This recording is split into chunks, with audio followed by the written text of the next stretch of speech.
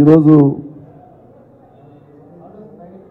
తెలంగాణ భవన్లో జరుగుతున్నటువంటి పార్లమెంటరీ నియోజకవర్గాల స్థాయి సమీక్షా సమావేశాలు ఇవాళ 11వ రోజు జరిగినాయి. నాగర్ కర్నూలు పార్లమెంటు ఇవాళ సమీక్ష జరిగింది. అందరూ హాజరైనారు.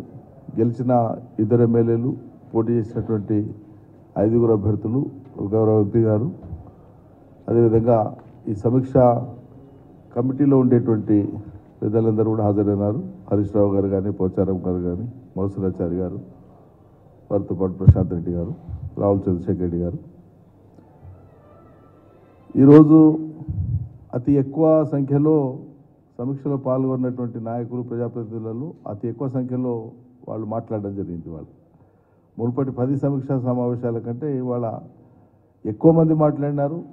ఎక్కువ సలహాలు, సూచనలు కూడా ఇచ్చినారు. ఈరోజు బాగా అర్థవంతంగా ఈ సమీక్ష జరిగింది. చాలా పట్టుదల, కసి మీద ఉన్నారు. పాలమూరుకు తెలంగాణ వచ్చిన తర్వాతే చాలా న్యాయం జరిగినప్పటికీ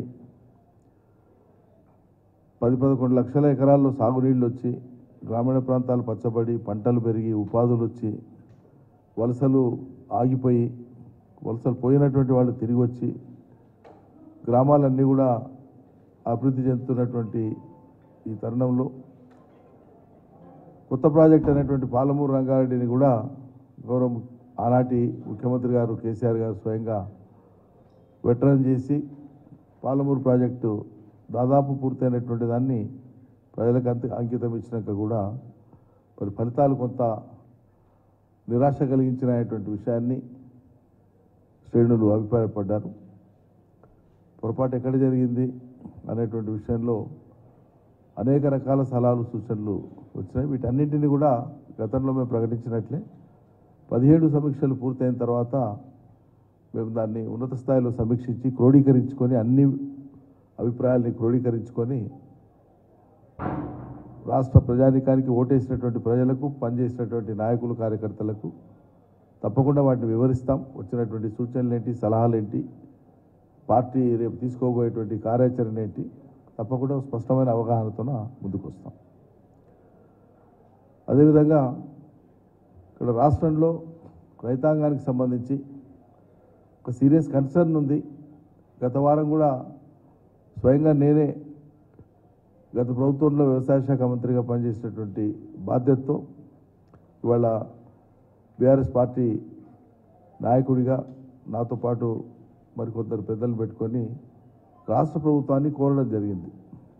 విజ్ఞప్తి చేసినాం మేము. వాస్తవంగా కృష్ణా బేసిన్లో నీళ్లు తక్కువ ఉన్నాయి, వర్షపాతం తక్కువ నమోదైంది ఈ సంవత్సరం, అందరికీ తెలిసిందే. దాన్ని దృష్టిలో పెట్టుకునే రైతాంగం కృష్ణా బేసిన్లో చూసి పంటలు వేసుకుంటున్నారు. యాసంగి ఎవరికైతే బోర్స్ సప్లిమెంట్ చేస్తాయన్న నమ్మకం ఉందో ఆ మేరకు.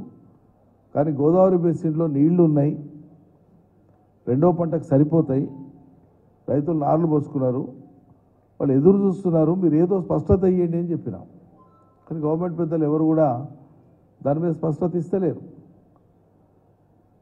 విచిత్రం ఏంటంటే నిర్ణయాల కొన్ని పత్రికలలో కూడా రాష్ట్రంలో సాగు విస్తీర్ణం తగ్గుతూ ఉందని వార్త వచ్చింది. ఇది చాలా దురదృష్టకరం. సాగు విస్తీర్ణం తగ్గడం అంటే ఏంటి? దేనికి ఇండికేషన్? అది ప్రోగ్రెస్కి ఇండికేషన్ కాదు కదా. కాబట్టి సాగు విస్తీర్ణం తగ్గడం అంటే దానికి కాంట్రిబ్యూటింగ్ ఫ్యాక్టర్స్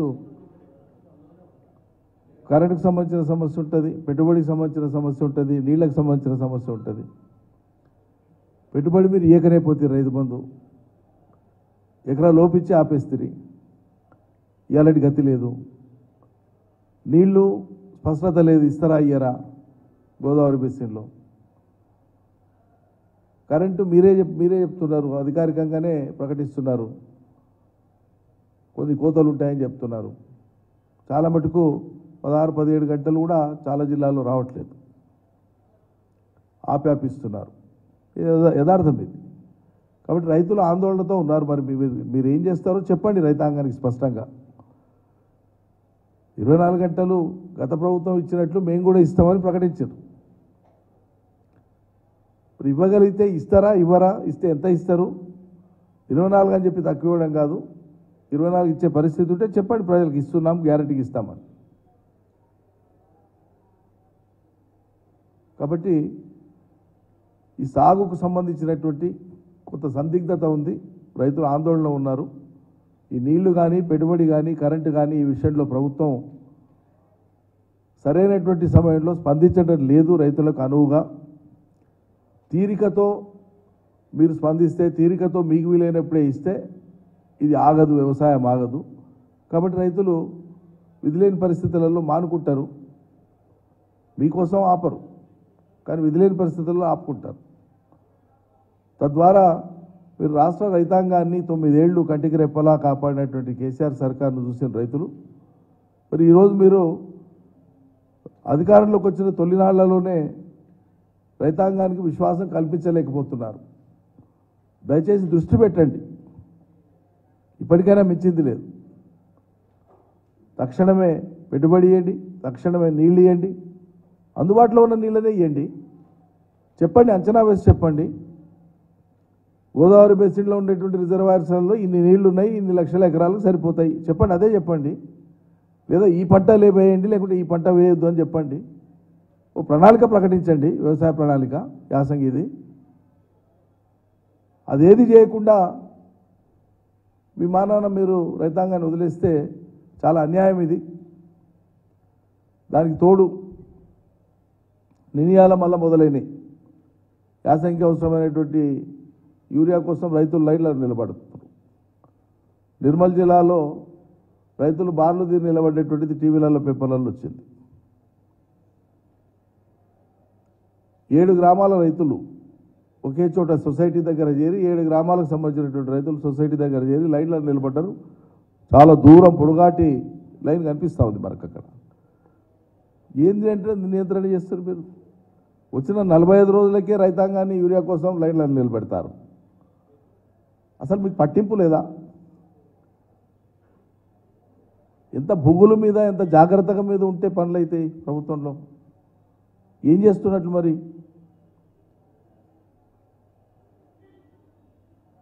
చాలా అన్ఫార్చునేట్, చాలా దురదృష్టం రైతాంగానికి ఈ స్థితి కలగడం అనేటువంటిది. అదేవిధంగా రాష్ట్ర ముఖ్యమంత్రి గారు దావోస్ వెళ్ళిన సంతోషం. గత ప్రభుత్వాల వల్లనే పెట్టుబడుల కోసం పోవడం, ప్రయత్నం చేయడం సంతోషమే. కానీ దురదృష్టం ఏంటంటే అక్కడ పోయిన కాడ పెట్టుబడులు తెచ్చేదానికంటే రాజకీయాలు మాట్లాడినారు వారు. అసంబద్ధమైనటువంటి విషయాలు మాట్లాడారు. నేను మాట్లాడిన విషయాల మైన్యూట్స్లోకి నేను పోతలేను, ఎందుకంటే మాట్లాడిన వీడియోలలో ఉన్నాయి కాబట్టి వినే ప్రజలకు, చూసేటువంటి వాళ్ళకి అర్థమవుతుంది. అక్కడ ప్రశ్నలు ఏంటి, దానికి చెప్పిన జవాబులు ఏంటి, జవాబుల తీరేంటి చూస్తే మనకు అర్థమవుతుంది. ఒక రాష్ట్ర ప్రతిష్టను పెంచే విధంగా ఉండాలి మనం బయటికి కాలు పెట్టినాము అంటే. ఓ మంత్రి కానీ, రాష్ట్ర ముఖ్యమంత్రి కానీ పక్క రాష్ట్రం పోయినా, పక్క దేశం పోయినా, ఇంకెక్కడికైనా పోయినా ఈ నేల యొక్క ఔన్నత్యాన్ని, ఈ రాష్ట్రం యొక్క గొప్పతనాన్ని చాటే విధంగా ఉండాలి, ప్రతిష్టను ఇనుమడింపజేసే విధంగా ఉండాలి.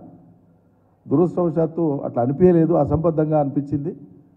భవిష్యత్తులోనైనా అట్లా సరి చేసుకుంటే మంచిదనేటువంటిది ఇది రాష్ట్ర పరువు కోసం, రాష్ట్ర మర్యాద కోసం మేము హితవు చెప్తున్నాం.